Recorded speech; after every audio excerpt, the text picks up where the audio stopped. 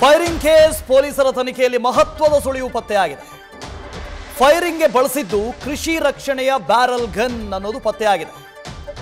Ricky ಮೇಲಿನ ಶೂಟೌಟ್ಗೆ ಬಳಸಿರೋದು red cartridge bullet. ಈ red cartridge ಬುಲೆಟ್ಗಳು ರಾಜ್ಯದಲ್ಲಿ ಮಾತ್ರ ಬಳಸೋದು, ಅದು ಕೂಡ ಕೃಷಿ ರಕ್ಷಣೆಗೆ ಮಾತ್ರ ಬಳಸೋದು. ಹಾಗಾಗಿ ಶಾರ್ಪ್ ಶೂಟರ್ಗಳು ದಾಳಿ ಮಾಡಿಲ್ಲ, ಸಾಧ್ಯತೆ ಕಡಿಮೆ ಅನ್ನೋ ಅನುಮಾನ ವ್ಯಕ್ತವಾಗ್ತಾ ಇದೆ. ಗನ್ ಡೀಲರ್ಗಳ ಹಿಂದೆ ಪೊಲೀಸರು ಬಿದ್ದಿದ್ದಾರೆ.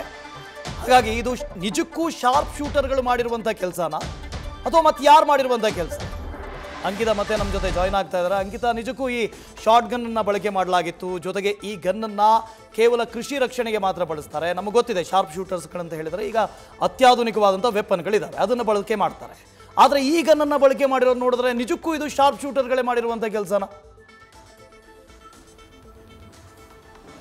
ಸದ್ಯಕ್ಕೆ ಈ ಬಗ್ಗೆಯೂ ಕೂಡ ಸಾಕಷ್ಟು ಅನುಮಾನಗಳು ವ್ಯಕ್ತ ಆಗ್ತಾ ಇರುವಂಥದ್ದು. ಸ್ಥಳದಲ್ಲಿ ಸಿಕ್ಕಿರುವಂತಹ ಬುಲೆಟ್ ಅನ್ನು ಆಧರಿಸಿ ಯಾವ ಗನ್ನನ್ನು ಅವರು ಬಳಸಿದ್ರು ಅನ್ನೋದ್ರ ಬಗ್ಗೆ ಒಂದಷ್ಟು ಮಾಹಿತಿಯನ್ನು ಪಡ್ಕೊಳ್ಳುವಂತಹ ಕೆಲಸವನ್ನ ಪೊಲೀಸರು ಮಾಡ್ತಾ ಇದ್ದಾರೆ. ಅದನ್ನ ಹೊರತುಪಡಿಸಿ ಕೃಷಿ ರಕ್ಷಣೆಗೆ ಬಳಸ್ತಾ ಇದ್ದಂತಹ ಬ್ಯಾರಲ್ ಗನ್ ಅನ್ನು ಬಳಸಿದ್ದಾರೆ ಅಂತ ಏನು ಹೇಳಲಾಗ್ತಾ ಇದೆ, ಅದಕ್ಕೆ ಸಂಬಂಧಪಟ್ಟಂತೆಯೂ ಒಂದಷ್ಟು ಮಾಹಿತಿಯನ್ನ ಕಲೆ ಹಾಕುವಂತಹ ಕೆಲಸವನ್ನ ಮಾಡ್ತಾ ಇದ್ದಾರೆ. ಅಂದ್ರೆ ಶಾರ್ಪ್ ಶೂಟರ್ಗಳಾದ್ರೆ ಈ ರೀತಿಯ ಗನ್ಗಳನ್ನ ಬಳಸೋದಿಲ್ಲ ಅಂತ ಕೂಡ ಹೇಳಲಾಗ್ತಾ ಇದೆ. ಆ ನಿಟ್ಟಿನಲ್ಲಿ ಅಂದ್ರೆ ರಾಜ್ಯ ಸೇರಿದಂತೆ ಬೆಂಗಳೂರಿನ ಹಲವೆಡೆ ಯಾರ್ಯಾರು ಗನ್ ಡೀಲರ್ಗಳಿದ್ದಾರೆ, ಅಂದ್ರೆ ಗನ್ನನ್ನ ಸಪ್ಲೈ ಮಾಡೋರಿದ್ದಾರೆ, ಅವರ ಮೇಲೂ ಕೂಡ ಅಧಿಕಾರಿಗಳು ಕಣ್ಣನ್ನ ಇಟ್ಟಿದ್ದಾರೆ. ಜೊತೆಗೆ ಯಾವ ಗನ್ ಮೂಲಕ ಫೈರ್ ಮಾಡಿದ್ದಾರೆ ಅನ್ನೋದ್ರ ಒಂದಷ್ಟು ಮಾಹಿತಿಯನ್ನ ಪಡ್ಕೊಳ್ಳುವಂತಹ ಕೆಲಸವನ್ನ ಮಾಡಲಾಗಿದೆ. ಅಂದ್ರೆ ಮೊದಲು ಡಬಲ್ ಬ್ಯಾರಲ್ ಗನ್ ಇಂದ ಫೈರ್ ಮಾಡಿದ್ದಾರೆ ಅಂತ ಹೇಳಲಾಗ್ತಾ ಇತ್ತು. ಅದಾದ ಬಳಿಕ ಆ ರೀತಿಯಾಗಿ ಆಗಿಲ್ಲ ಅಂತ. ಯಾಕೆಂತಂದ್ರೆ ಮೊದಲ ಬಾರಿ ಅಂದ್ರೆ ಅವರು ಫಸ್ಟ್ ಮನೆಯಿಂದ ಹೊರ ಹೋಗುವಂತಹ ಸಂದರ್ಭದಲ್ಲಿ, ಅಂದ್ರೆ ರಾತ್ರಿ 11 ಗಂಟೆಗೆ ಮನೆಗೆ ಹೋಗುವಂತಹ ಸಂದರ್ಭದಲ್ಲಿ ಆ ಟೈಮಲ್ಲೂ ಕೂಡ ಒಂದು ಬಾರಿ ಫೈರ್ ಆಗಿದೆ ಅನ್ನೋದ್ರ ಬಗ್ಗೆ ಈಗಾಗಲೇ ಅವರು ಹೇಳ್ತಾ ಇರುವಂತದ್ದು. ಅಂದ್ರೆ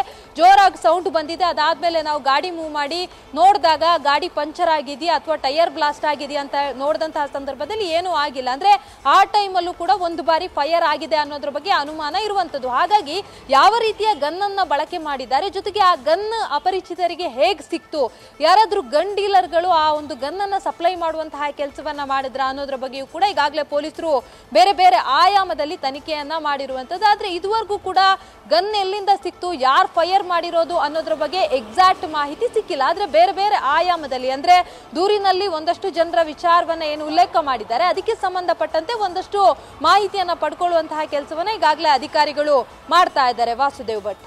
okay, thank you Ankita. News first ನಿರ್ಭೀತಿಯಿಂದ ನಿಮ್ಮ ಪರವಾಗಿ.